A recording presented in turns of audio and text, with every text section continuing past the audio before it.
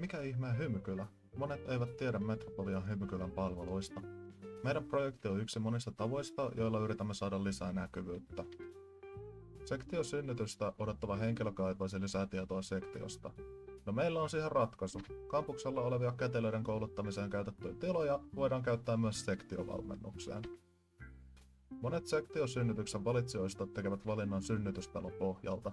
Meidän tavoitteenamme on Hymykylässä tarjota asiantuntevaa tukea, iloa, varmuutta ja rohkeutta tulevaan synnytykseen. Meillä on Metropolialla muun muassa leikkaussali-simulaattori, jossa voidaan käydä koko prosessin vaiheet läpi.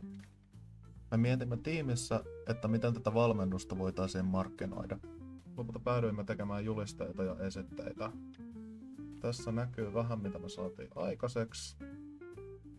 Ja tässä vielä vähän isompana. Sitten me kyseltiin Google Forbesilla, että mikä oli ihmisten suosikki juliste, ja toi juliste 3 voitti selkeästi. Ja tässä on hieman analyysiä voittajien julisteesta, eli kaikki tiedot näkyy selkeästi, lukijaa puhutellaan, mainitaan tarjolla olevista lisäpalveluista, ja sitten siinä on toi QR-koodipaikka, minkä kautta voi sitten ilmoittautua sille kurssille. Ja myös yhteystiedot.